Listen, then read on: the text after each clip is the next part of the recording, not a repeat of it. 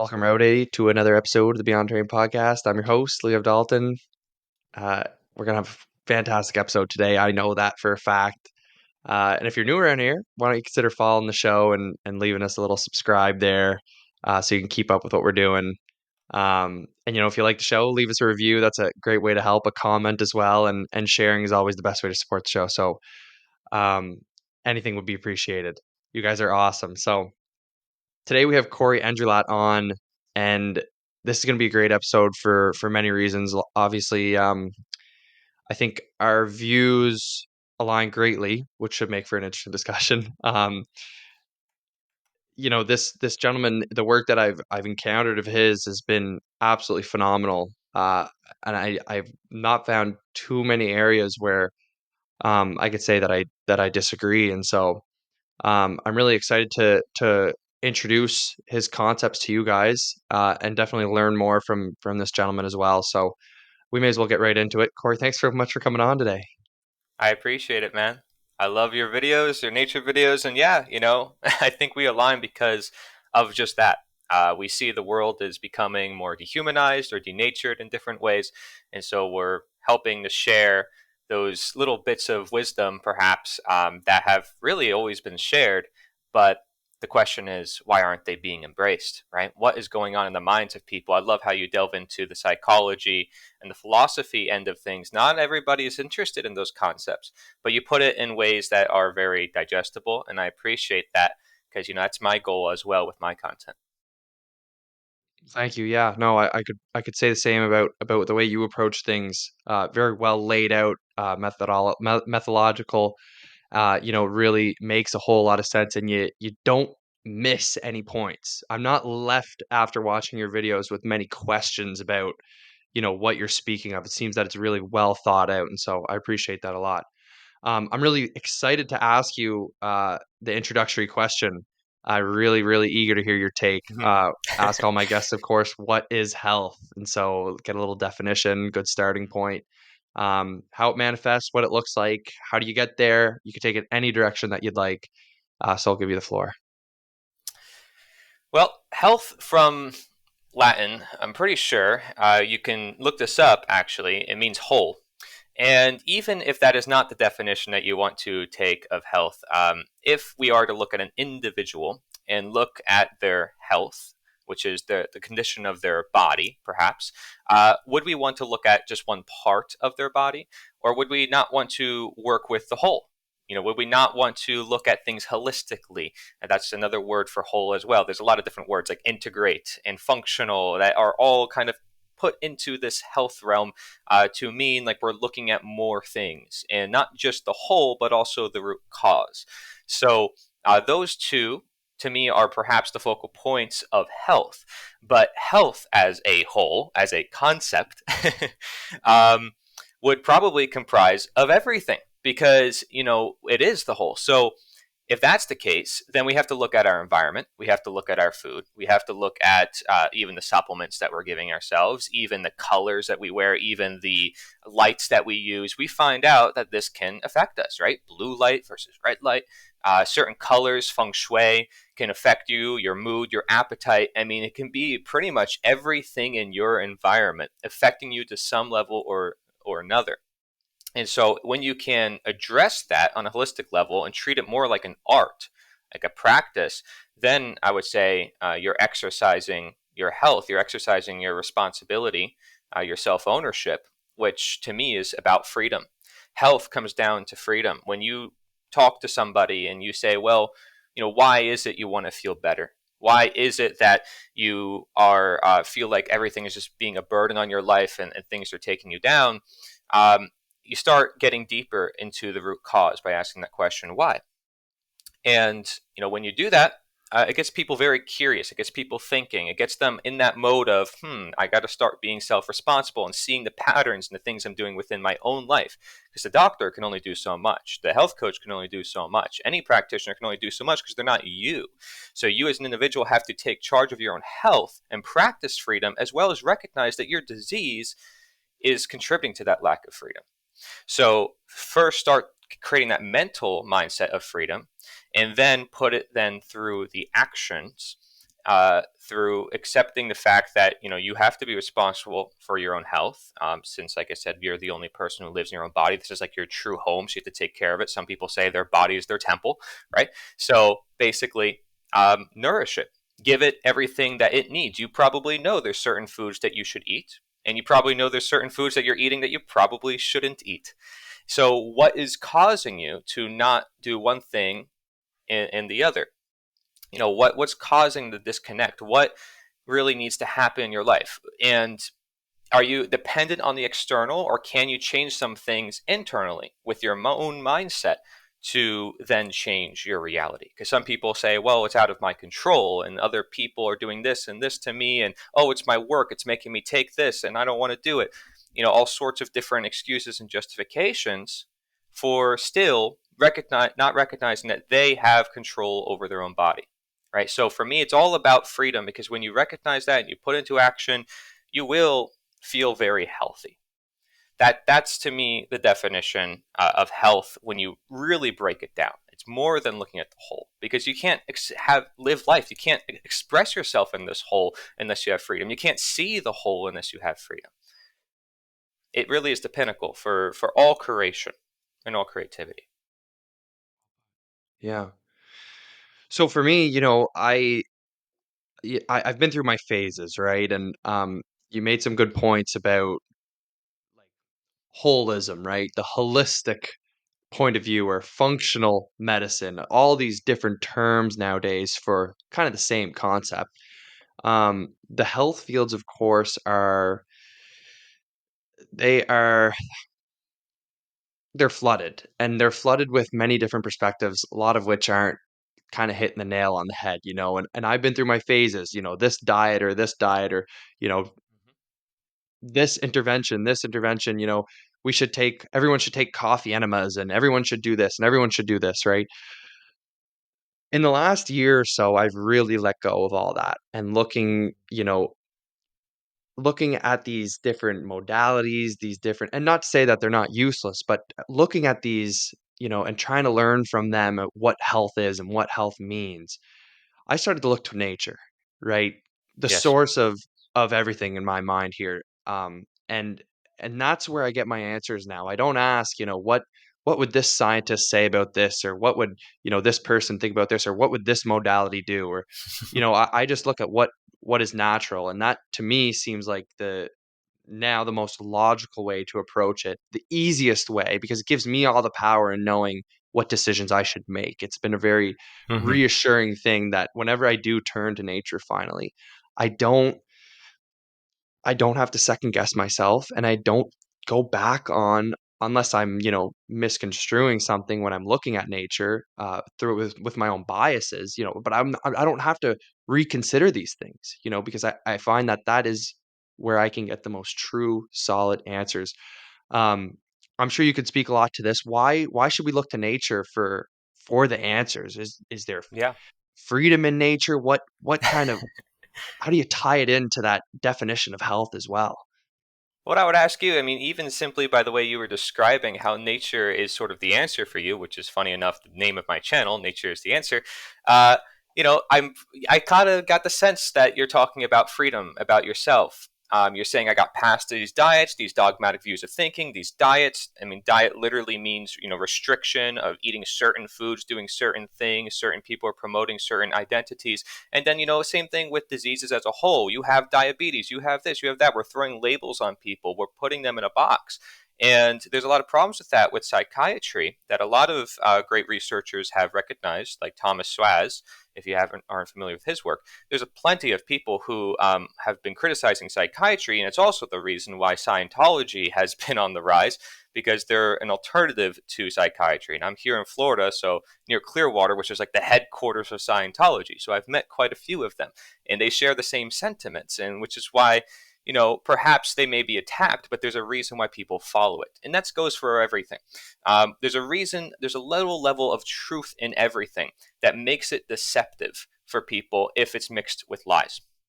And this is something that is something to bear in mind, because nature throughout history has been used not just for freeing ourselves, but also to manipulate people. Because when someone assumes something to be nature or to be the truth, when in reality it is not, they are more likely to go along with it and accept it, and even worship it to some extent. So, um, for instance, natural law is a concept that is shared very often in the communities that I'm in, talking about psychology and morality. And you can look at the American founding fathers and the deists, and they're talking about this natural moral law, which gives you natural rights. But you go back in history and you see, like, the Nazis used natural law as a means to say, hey, let's take these people and push these cultures away because nature says so. And it makes it very deceptive, because then it's like, what is nature? Is it whatever we want it to be? Is it arbitrary whim? But no, that's the exact opposite, because now we're dictating what is nature and we're overruling it with our own creation. So, nature is the answer. When I say this, it's usually referring to natural authority, recognizing that you were born here, to something that was before you, basically, and beyond and above you.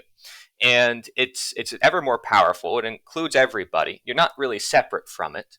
The illusion is separateness.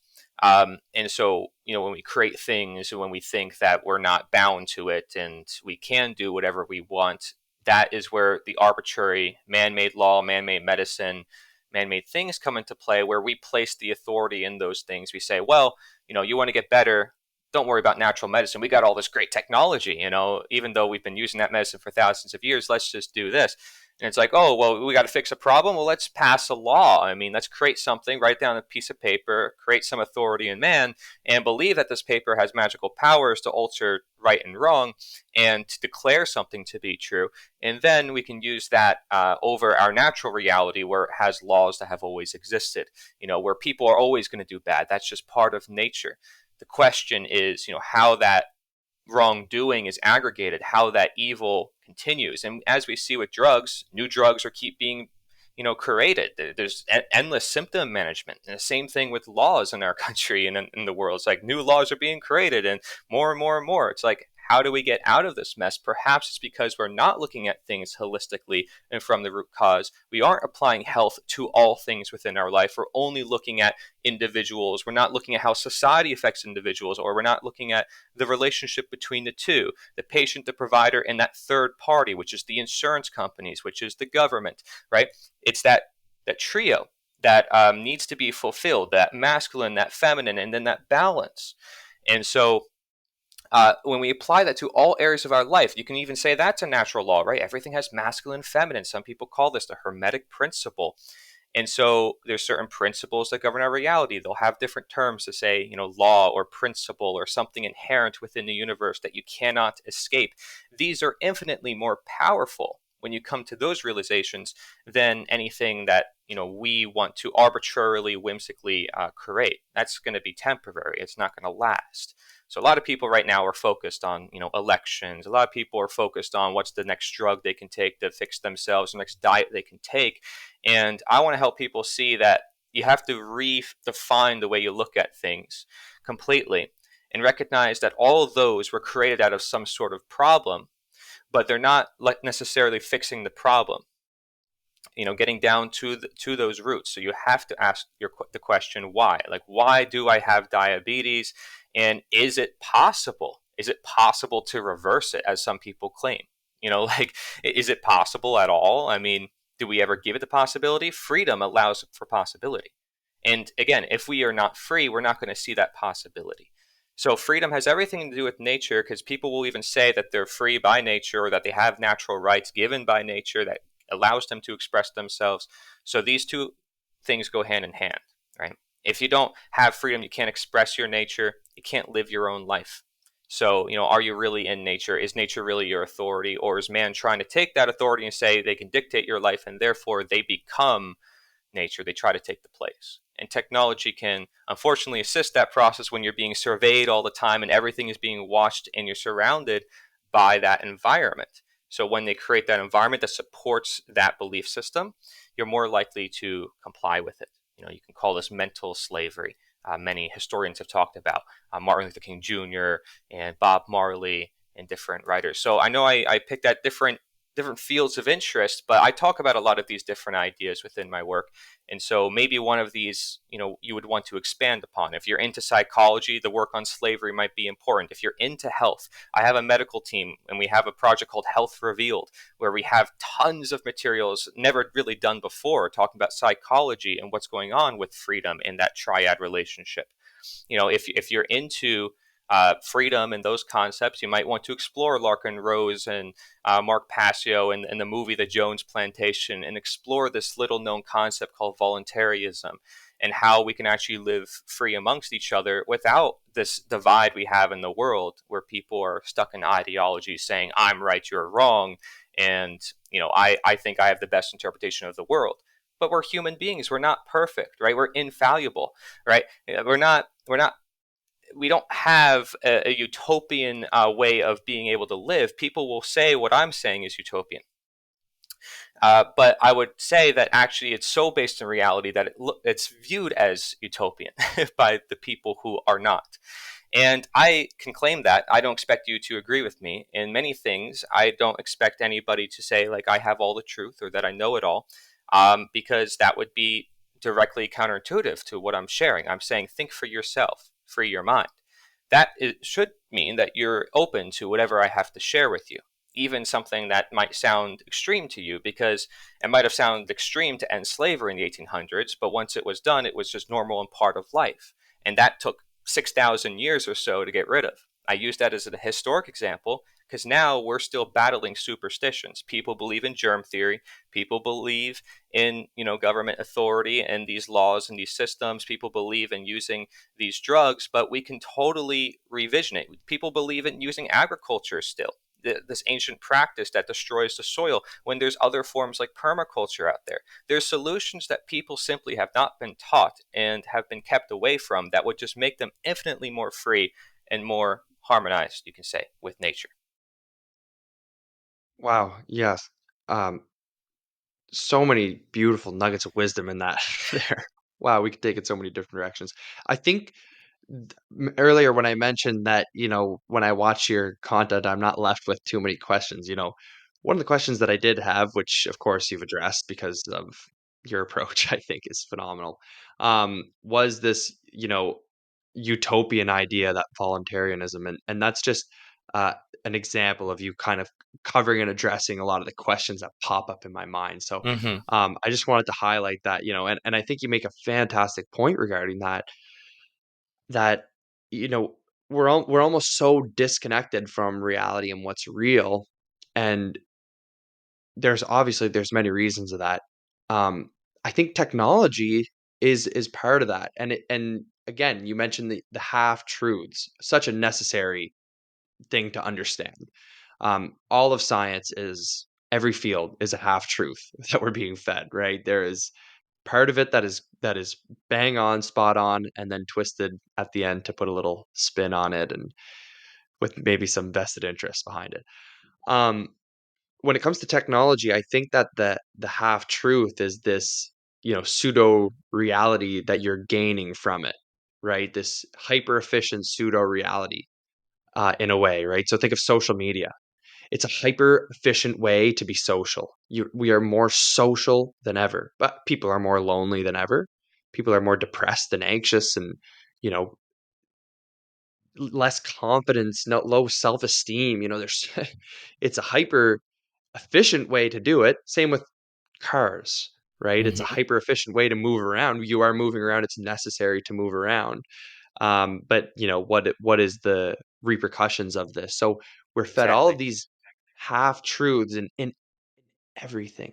And that's what kind of keeps us hooked on this stuff too, right? Because it's like Yes. half based in reality, but it's also very disconnected to what is Yeah. true. Um, any thoughts on that? Absolutely. I mean, people will say that. So it's like, oh, if you were to suggest, well, maybe we can live without cars, people say, well, everybody has a car. And like, it's just part of reality. And you'd be utopian and foolish to think that we can live without it. But people have lived without it for thousands of years. You can live without it. It is a possible reality. But people don't even give the potential that it even is possible. to live without it. So they're always going to be dependent then, because they created that mental justification in their head, on going miles out to meet people. But instead, if they shifted their focus, they could actually build community in their local area and meet their neighbors. Most people here in America are not even talking to their neighbors. They always are driving in the car. They're always going so far away for their work every time and then coming back, when they can potentially create amazing relationships and communities and help their kids find communities and relationships without all that danger as well. I mean, we see how dangerous it is for people to drive in cars. And that's another thing.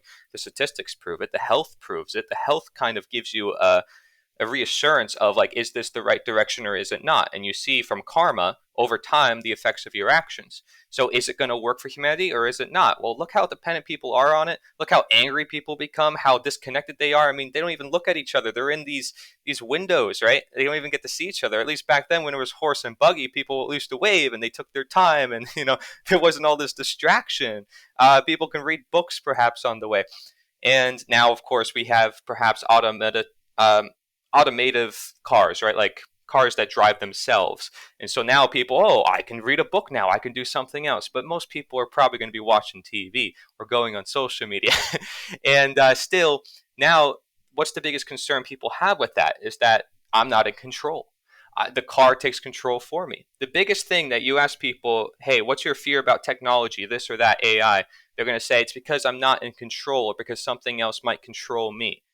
It's all about freedom, and people realize it. People know it intuitively. But once they accept into that conditioned reality, they don't question it anymore. Right? So at first, I'm sure the car being introduced was like, what is this new technology? This is scary. We're used to doing the things this way. And the same thing with any other invention. People have fears and superstitions. Now, I'm not saying that those fears and superstitions are good, because I think to some extent people have to accept change and accept things that are happening. And I'm not saying to deny it. What I am saying is to have a higher consciousness than that which is coming into your peripheral. So if something has any material uh, worth whatsoever, any material value to you, simply do not value it more than the natural world around you. Simply see the world that is beyond it. So if, let's for instance, right now we're on camera, right now we're speaking online, right? This is not the most natural form of communication, as we may recognize speaking in person to person, face to face is more natural. But let's say we were to turn off our cameras, that would be a little less natural, perhaps we might say, because we're not seeing each other. So you can kind of create that spectrum if you would like, but either way, you recognize that our conversation should be relatively in person with people. So what does that mean? Does that mean we just don't go on the internet? We don't talk to people? No, it doesn't mean that. It means that we recognize that we don't become dependent on this. This doesn't become our reality. We don't get trapped in the illusion. We recognize what is reality, so we aren't in an illusion. We can use it without becoming tools of our tools, as Henry David Thoreau said. Once we become the tools of our tools, they basically take us over. We don't have conscious control over our own actions. And this has happened again with like addictions with drugs, right? I take this drug, it takes me over. I can't control myself. I lost my freedom. And there's so many laws, there's so many problems, so many people. I can't control myself.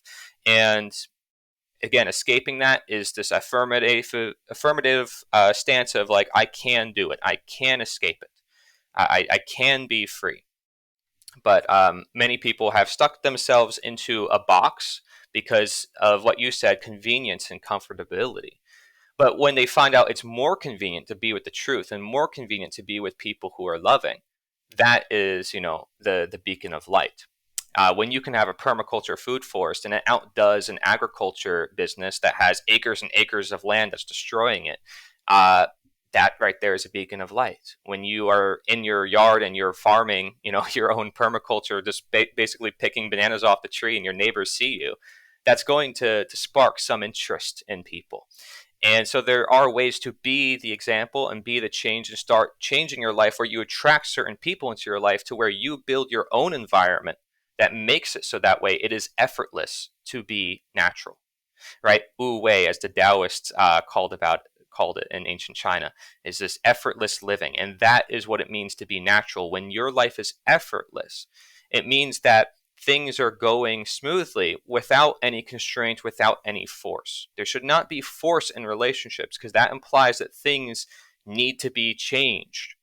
But if things need to be changed, then we're not really flowing with the change of life. We need to be able to flow. So, like, any material thing can come my way, any car, any technology can be invented, and I'm not fearful of it, even though I speak up about the problems, potential problems with it. The only way I recognize the potential problems with it is because I'm able to flow through it and say, I accept it. It's coming to my reality, but I'm not going to make it my reality, the reality.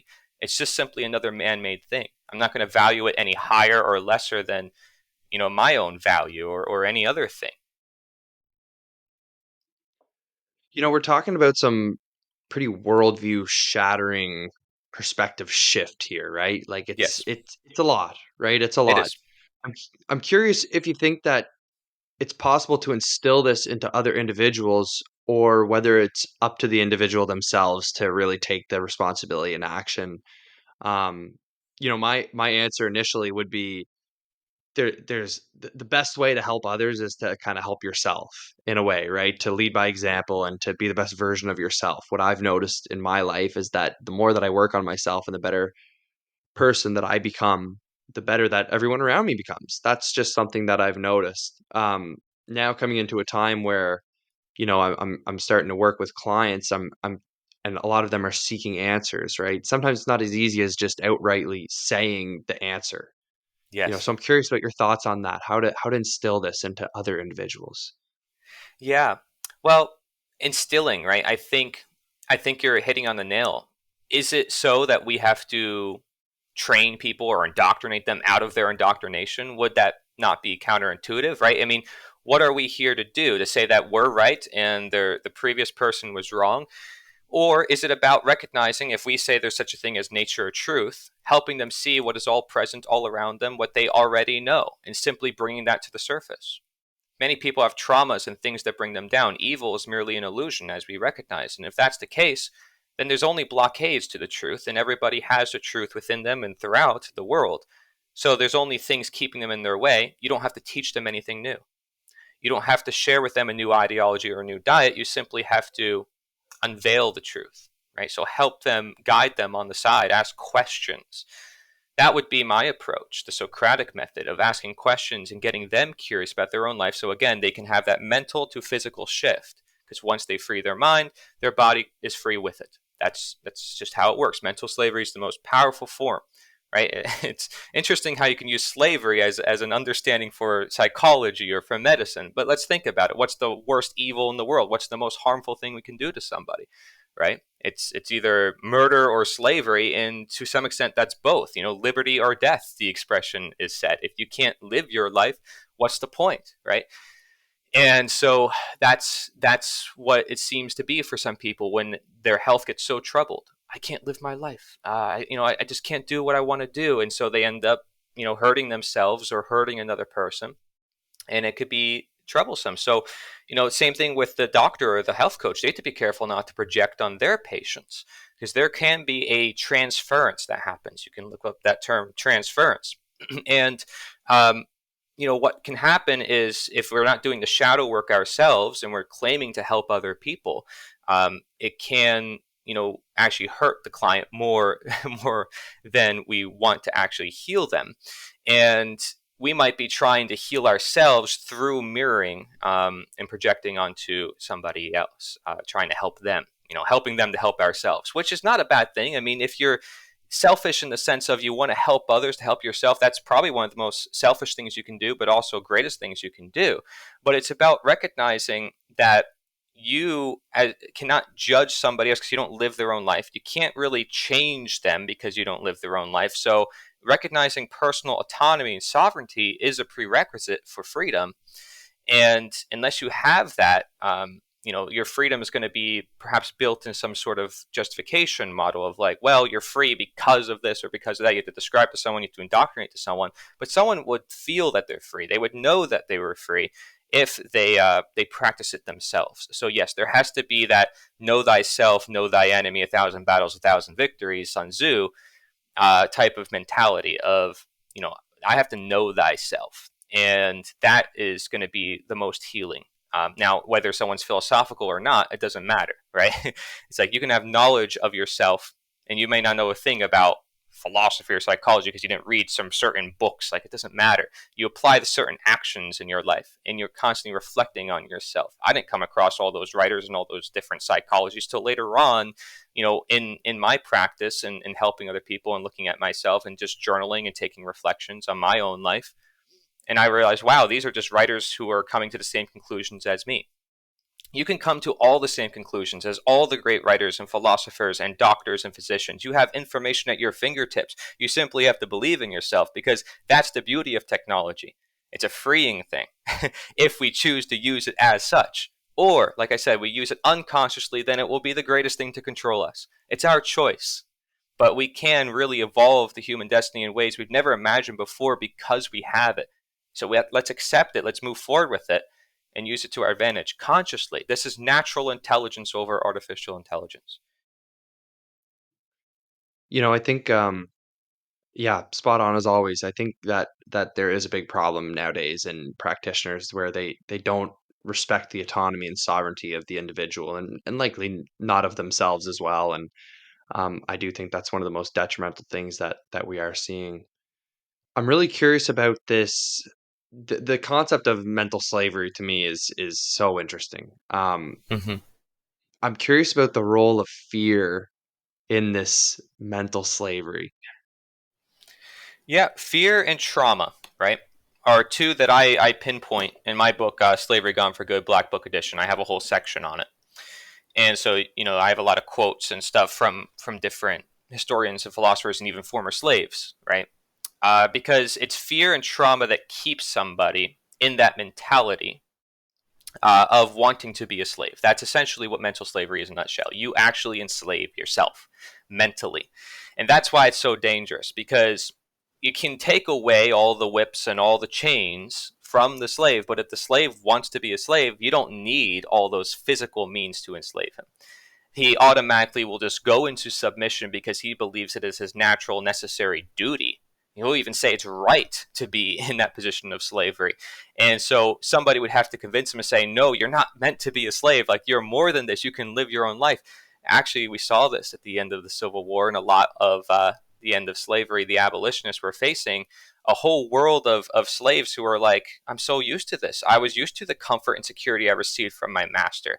So to now be considered free, like, what does that mean? I don't know what that means. Like, I'm still gonna live my life. Like, I'm just gonna work for another person. And then they found out they were in the same scenario that they were in before, just with different words and different circumstances, but still relatively the same condition of not feeling truly free, because they had instilled within them that mindset of, I'm not in control of myself and there's no such thing as freedom. Like, they didn't even know how to read and write, so a lot of the slaves back then, because they were prevented from reading and writing, because they knew, like the masters knew, that knowledge would free them.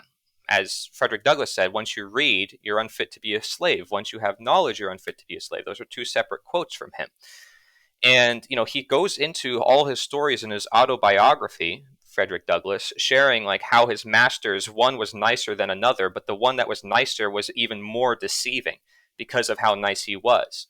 And that niceness made him more likely to accept that condition of slavery, even though it was still slavery. So if you think about our world, right, we have lesser evils, greater evils. People will say they vote for some political party because it's a lesser evil than another evil. What are they doing? They're still admitting to voting for evil.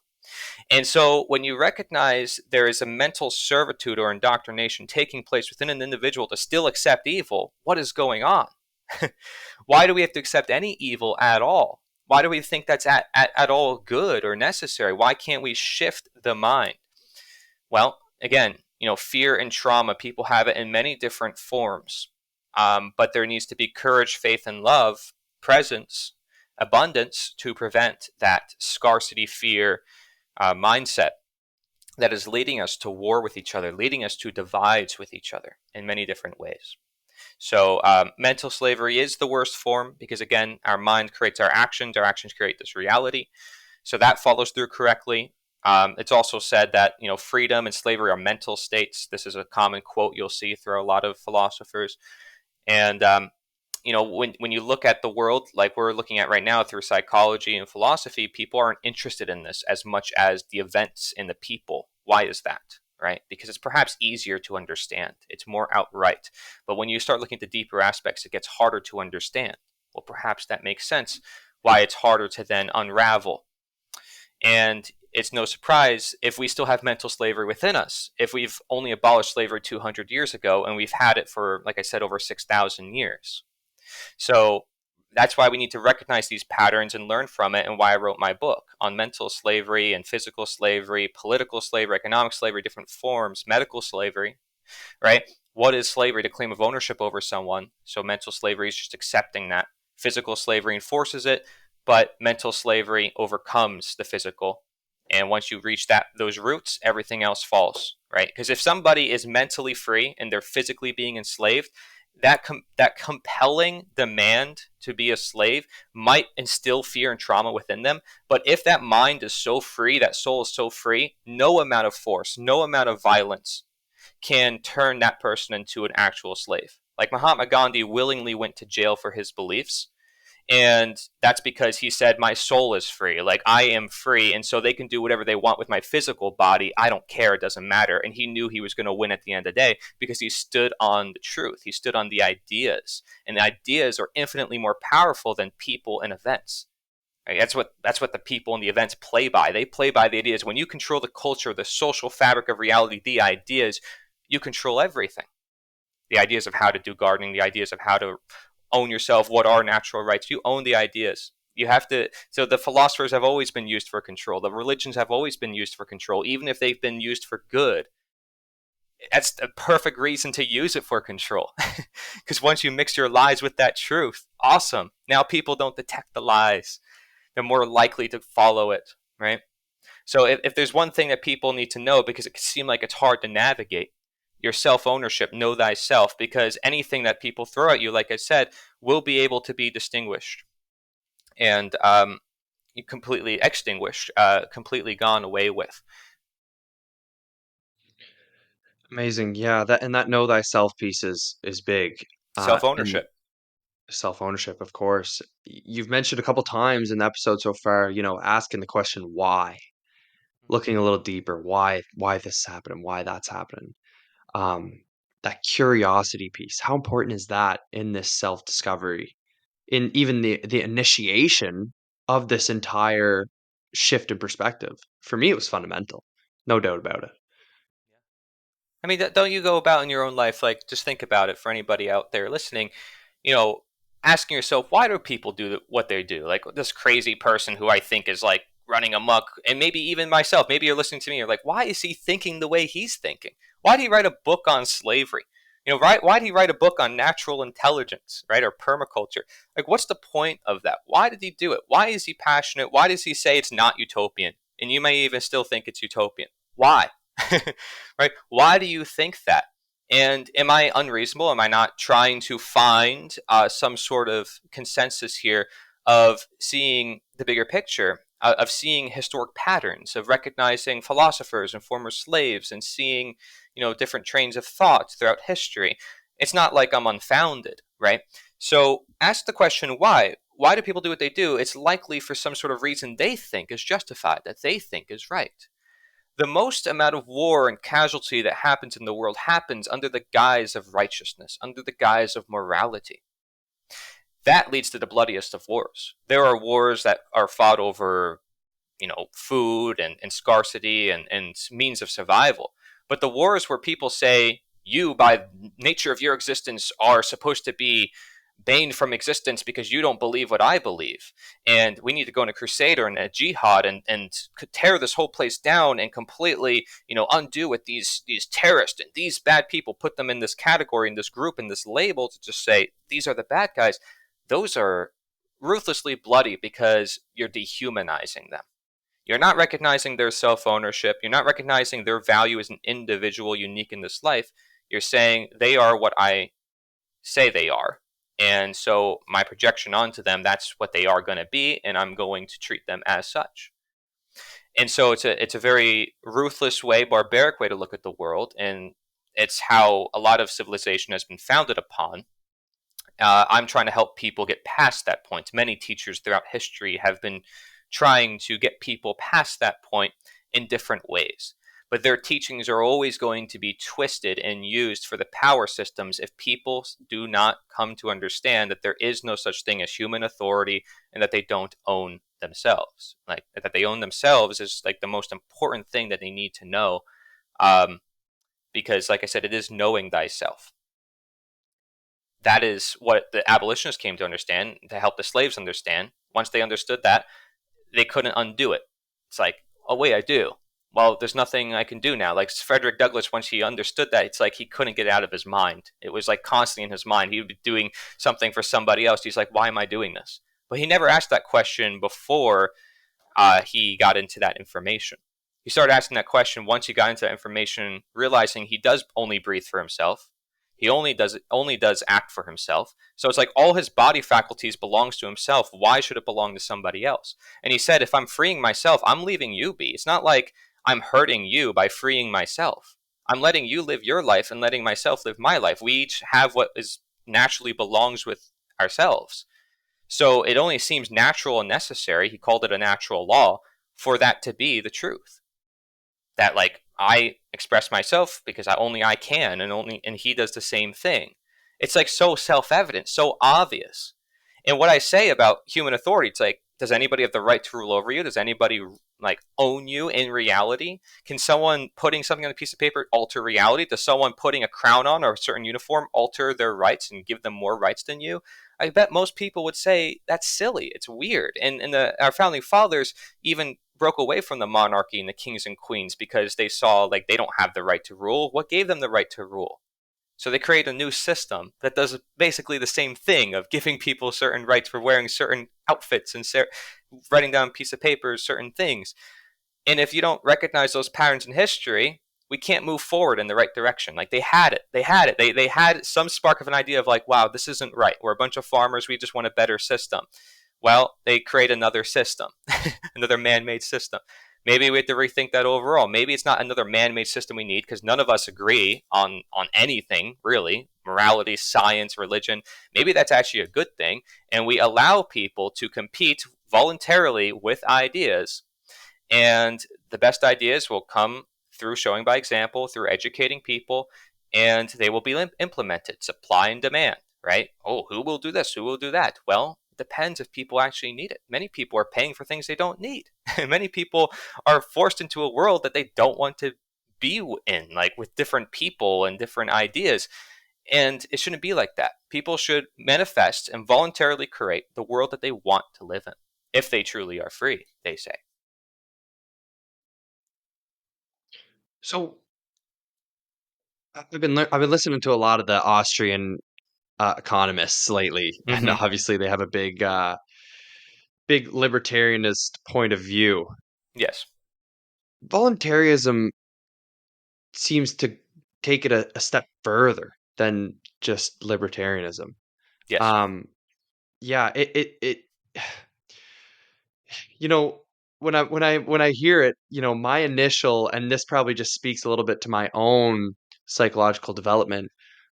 There was a lot of resistance Mm-hmm. when I first heard about it. I thought this is utopian. This is completely not like we can't implement this, right? And now, even within this conversation, I'm like, oh, geez, I got to go back and listen to this one again because probably got a little thinking to do. But that's phenomenal. I think yeah, the libertarianists are probably in the right direction. Obviously, these monarchies and democracies and all of this stuff is, um, not the way. I'm also popped into my head a couple times, even throughout our discussion, was the Machiavelli, right? It could We could tie that into our discussion of fear, right? Needing to rule Yes. people with fear in these systems. It's a necessary thing for leaders to do, and if the leaders are self-interested, they are going to rule with fear. Uh, I tend to think that the elitists and the leaders at the top think along these lines more than we think, but there's a corruption inside there, where it's used for an evil rather than, you know power for good. Mm. But I think that they understand these principles and they're using them on the other side of things, and but they are acting out of self-interest, of course, and they're not stupid.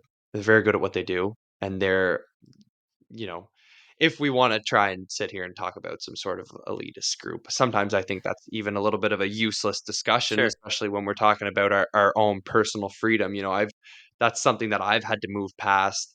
Um, not that there aren't people out there with bad intentions, but that it doesn't really matter at the end of the day, right? It's personal power. It's our sovereignty, our autonomy. Hmm. Um, We're focused yeah, on that people we don't know, millions of miles away. yeah, exactly. Yeah, it's foolish when you put it like that, right? And I think that's a really important thing that needs to be explored. It was something that was very very important for me to explore, and um, it's very easy to get caught up. I find even initially when I was kind of getting into the health field, it was all the pharmaceutical industries are, you know, harming our health. And it was someone to blame, right? But it's just another way to kind of pull that victim card Exactly. and stay stuck, right? Stay stuck in this mentality, right? This slave mentality that there are people out there who can control us when there are not.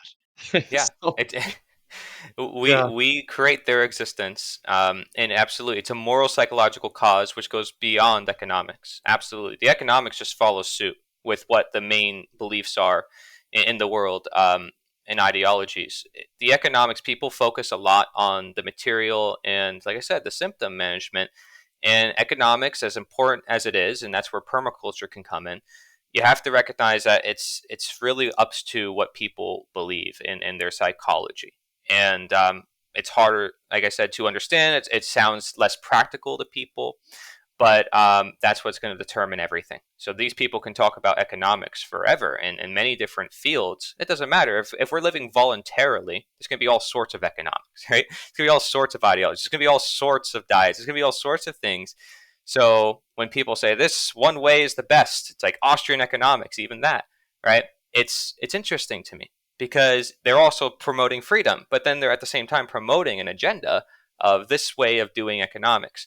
So unless that economics says, well, practice whatever economics you also want to practice, then okay, it's not really economics, is it? It's just kind of just freedom. And so um, and when it comes to order and utopia, I mean, there's a great book called What Anarchy Isn't by Larkin Rose, and why I like Larkin Rose and Mark Passio, they don't ever talk about economics. They're always talking about the psychology and the morality, and people are picking up onto it, especially since Mark Passio had direct influence with like the Church of Satanism and found out there were people in power who were hiding this knowledge, exactly as you said, for certain purposes. But I'm not going to generalize and say all those people are victimized, like you said. I think it's much better to spend our energy on the masses. The one person who seeks power does not matter compared to the millions of people who follow them. Right? It's like we blame this one person in history, but the millions of people actually carried out their actions, actually believe in them, and yet they don't deserve any blame. What's going on here? There's a bunch of people who are suppressing their conscience and becoming order followers. That's a big problem. So if you fix that, you're going to naturally be free. You're naturally going to create anarchy, this idea, no rulers, not no rules, because people instill rules within themselves of how to live their own life, of how to conduct their own business all the time spontaneously. If you put kids in the same room with trading cards, they're going to start trading. And you start putting people in neighborhoods, and they're just going to start talking to each other and doing things with each other, unless of course you keep them distracted with technology, right? You start creating other conditions and other variables, then things can change, which can also, by the way, of course, affect this whole dynamic. But nonetheless, people want to socialize with other people. People want to be healthy. There's that intrinsic need to do a lot of things that we're talking about. And that intrinsic idea that people know that they are free and people know what is healthy. So, what is preventing people from accepting it, right? Other people, the fears, the superstitions, the programming. And all that has to be done is unveiling that. So people will go into meditation. The Taoists will call it fasting the mind, which is basically getting past all your program beliefs and just coming down to your natural state of living. I mean, this is very radically different from talking about economics, isn't it? Right? certainly, certainly, yeah. So. when we look to nature, in this respect, right? We look at like, how human beings organize themselves in a natural setting. I tend to look at like the Native American, if we want to call them that, um, because they're close to home. I've learned a lot from them directly, and um, it's recent, right? Like the West is probably the most recent. There are obviously still people from around the world, and there's lots of great work on how tribes have organized themselves. Anyways, Hmm. um, this tribal setting, where there seemed to be a hierarchy, a leadership, um, maybe not as pronounced per se as we may think it was, um, but there seemed to be this hierarchy that naturally kind of manifested. Um, It's a beautiful thing. how do you approach looking at nature in this conversation? And does that way of life kind of align with this voluntarism? Like, is that where we can find some of these concepts? Yeah, sure. I think there's a lot more correlation there than people may give it credit because they don't want to necessarily look at ancient history, right? But that's why I delved into Taoism and wrote my book on it. And I actually see it across many different cultures. And if you look up different figures like Alan Watts and Osho, some influential speakers about some of these ancient ideas, they are basically literally saying, and they've said it many times within their works, that what they're promoting is anarchism, but it's a philosophical anarchism. It's a spiritual anarchism. It's something very different from what is being shared, and so that's also partly why Osho got in so much trouble with the government systems at the time, and there wasn't technology to share the message. Now his ideas are coming back and getting millions of views online, so people have definitely a growing interest in what he's sharing. I mean, that is the pinnacle point of his work. I mean, you look at all his work, hours and hours and hours of content. It's all about the individual recognizing they're not a label, they're not in a religion, they're not in any particular thing. They simply are sovereign and living their own life. Now, it doesn't mean you become an atheist either. It means you simply recognize, how you are unique and your own unique values and gifts. And it's a beautiful thing because you're not putting yourself in that box. And when it comes to Native Americans, or when we're looking at certain cultures, we may say, well, that's a box, right? That's a certain way of thinking. But some people like to be a part of traditions or holidays because it's fun. And it's a voluntary thing that families do once in a while. And families, schools, organizations, businesses, these are all hierarchies. So am I against that? Of course not, because these are built into helping us educate people. That's how we even get this technology in the first place, how we build these computers. A lot of the time it's because there's different people in certain roles and certain positions to do certain things. But there's no violence in the process of having to create this. People create it because they want to create it and because it actually serves some benefit for people. And so they give and they receive. It's a voluntary relationship. Now, there might be some involuntary relationships when it comes to, let's say, building electric cars, right? We have to mine certain things in certain places, so we use child slavery. People start picking up on it and they say, what's up with that? And they stop buying the product, or they start talking about it, they start changing it, and they educate other people about it. That's awesome, right? Because if you just pass it through a law, are they really understanding that it's wrong, or are they just doing it because the law says so? And that's what the abolitionists called moral suasion. You had to convince the hearts and minds of people rather than just passing it through law. So a lot of the abolitionists were non-political because they recognized that. They said, we can't change it through politics. We've tried that hundreds of years before. It didn't work.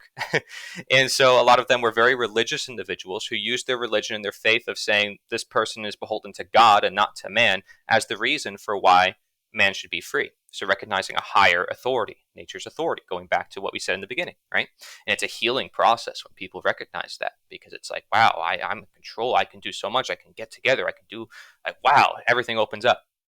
So when it comes to Native Americans, I don't want to generalize because there's a lot of different types of cultures out there. Some may have been bloody. Some may have been, really ruthless. And they do say, worship me because I said so. But I'm sure there have been tribes and people throughout history who have said, wow, this person is full of wisdom and this person is somebody we should follow. because of that and because of the skills they have, and they look up to them, and a child grows up and they say, yeah, I want to be like him, and the parents maybe raise him to be like that too, but we're still recognizing that individual sovereignty, recognizing his path. It's like he might be special. He might be even better than the chieftain. He might have skills and gifts that we don't know. And the only way we do know is if we allow a little bit of possibility to say, like, what if he wants to be a fisher? Like, what if he's a really good gardener instead of a fighter in battle? Like, instead of training him, like, he's got to be a fighter. Maybe they're a parent that supports them and nurtures them and listens to the kid and says, maybe he can do something more than that. Maybe he could do both, right? He could be a master, he can be a sage. But when they're using the word master and sage in ancient times, they're not talking about a slave master, right? So the terms we use have changed. The cultures that we have changed. Our mindsets, a lot of things have changed. And so it's hard to make generalizations about the past. We weren't living in the past. It's hard to really know exactly what happened in the past. But, we can try to get a general grip of things by looking at our present reality, by looking at what we all share, what we all have, and what we perhaps have always had. That's how I like to learn the knowledge that I share, and why I share it. It's like I don't want to share something I don't definitively know, right? So I might share some bits about history, but I'm going to tie it into our psychology to see if it's affirmative. Does it make sense, right? And then you can make up your own mind as the reader or as the viewer. And that right there is recognizing sovereignty. If I said, hey, take my word because I studied this and I'm the expert at this, then, it's not necessarily the same thing. So authority can be seen under two lenses now that we've kind of distinguished it. There's the authority of like the science, the experts, the people who you need to follow because they said so. And then the authority that says, well, because I said so, but because I have the right to rule. And the right to rule exclusively means they have the right to do violence, the right to do wrong. So those two types of authority, one is obviously more dangerous because it involves violence. The other one isn't. This one that is voluntary, that's still deceptive, is always going to exist. The one that is deceptive but based in violence does not need to exist because everybody recognizes violence is wrong. Everybody generally doesn't want to do wrong to their fellow man.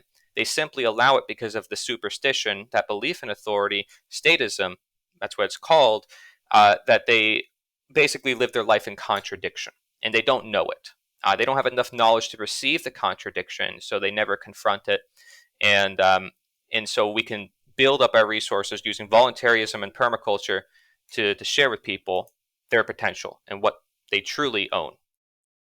And it's going to Amazing. align with a lot of people. People are going to Yeah. say, "Wow, this is just making common sense." And I don't see anybody who understands this knowledge and goes back. No one becomes a voluntarist and says, "I'm going to start voting and doing all these political rituals again." And even if they vote, it doesn't really matter to me. The mindset shifts, right? The mindset is going to change everything. When enough people understand this knowledge, you're going to have one town that stops paying taxes, or a community that stops participating in an act that directly enables violence, and the whole system's going to fall apart. But people are just going to be living their own lives just as they do now. Nothing's really going to change. There's still going to be all the businesses, all the organizations. If anything, there'll be more because you won't have the government taxing everybody, regulating them, preventing medicines from coming overseas. I mean, that's what the Austrian economic people are finding out. Wait, freedom actually works better. It's like what the abolitionists found out. Oh, wait, if we get rid of the slaves, who will pick the cotton? But then they find out cotton's being picked better than ever because the slave is like wanting to pick cotton now because they're doing it voluntarily. They're like, I want to do it because now I'm Wow. earning a living and now I get to do what I want to do. And then some people said, well, that's wage slavery. And they started saying, well, if you're earning wages, that's slavery because now you're dependent on somebody else for your wages. And that's where communism and socialism and all those isms came and started to rise. So that came out of the Civil War, the slavery era. And that's a whole separate discussion, of course, right? But the same principles apply. You own yourself, you own what you own. People are creating these different ideologies because they're finding ways of saying, how can the individual be more free? I would say simply let people live voluntarily, right? Let's not create a whole system that everybody is forced imposed upon. That's counterintuitive to what we claim we want. Wow. Amazing. Well, I think it might be a good time to wrap it up. I'd love to ask your final thoughts. We covered a lot today, a lot, honestly, and probably this is one you could listen to a couple times and and still have new people and new books and new paths to take. So, anything that you want to add to the episode at all? Yeah, I know I cut out for a second, but so my website, theliberator.us, is basically a newspaper format that I created for anybody online who wants to get involved. Basically, sending any articles, any videos on anything, psychology, philosophy, anything universal and timeless. That's basically the premises of the newspaper, named after the Liberator from the 1800s, which was like the main anti-slavery newspaper. And there's a lot of resources. Sorry if I'm disconnecting here. All right, there's a lot of resources for people on there, like to network with other people, and tons of books and different materials if you want to learn more about these different perspectives. But I invite you to look into yourself and to journal and to reflect upon the world and say, why are people so heated and divided with each other, and why do people think that they know? Right, like Socrates' wisdom: to know is to know you know nothing. Many people are very affirmative in their belief system. And I'm not claiming I have the answers. I said I don't know everything. That's why I love voluntarism, because it isn't an agenda. I'm not saying how a certain world should work. I'm saying whatever you think the world should work, just don't impose it on others. So it's a very baseline idea. I grew up with those values of like, don't put people on pedestals, apply the golden rule into your life. And so if we follow that through completely without contradiction, naturally, we are voluntarist. Most people are without recognizing it. It's just about putting into action. So thank you. I appreciate you having me on. Nita.one, NITA.one. The recent book, Natural Intelligence, The Technology of Peace, goes into permaculture and voluntarism. So both. And I'll give you a free copy if you want. But anybody out there, be sure to check this out, because this goes into both the practical, the physical, the material, the 3D, and the, we can call 5D, the philosophy, the psychology, the spiritual, and bringing those into an integration to really apply our conscience, that natural intelligence within us, and voluntarism, which is that natural intelligence that is created as the result, and recognizing nature's authority overall and gardening in all pursuits of life, as you said. Great. Yeah. And so we'll put all the links down below, of course. You have a YouTube channel as well. Any social medias, stuff like that too? Instagram? Corey, nature is the answer on every platform. When it comes to Instagram, it's Corey Health, but you can also just look up Corey Nature is the answer. It's everywhere. Rumble, Rockfin, BitChute, Brighteon, all the video platforms that are alternative as well. And I appreciate it, man. I really do. I want you to keep up your great work. Just getting people thinking about their reality, and even filming in nature is awesome. I'm going to be doing a lot more of that myself. Cool. Yeah. Yeah, it's fun. It's an added challenge, but I think it's worth it. Hmm. Um, cool, man. Well, I really appreciate your time. This won't be the last time that we do this, I'm sure. And yeah, I had a whole list of topics that we didn't even cover yet. So Shoot. I'm looking forward to the next one, man. Thank you so much for coming on, Corey. Thank you. Yeah, thank you. I appreciate it. And I want to thank you all for listening. You should all know that this is not medical advice, just for your informational purposes only. But also remember, we're all responsible, sovereign beings capable of thinking, criticizing, and understanding absolutely everything and anything. We, the people in the greater forest, are together self healer, self governable, self teachers, and so much more. Please reach out if you have any questions, criticisms, comments, concerns, whatever it is. Find me on Instagram, best way to reach me. Really appreciate you all for taking the time to check it out. Make sure you give us a like, comment, subscribe, follow, whatever you got to do on the platform you're on. It'd be much appreciated. Sharing is always the best way to help us grow. Appreciate you all. Um, Remember, there's two types of people in the world: those believe they can, those believe they can't, and they are both correct. Thanks for listening, guys. Take care.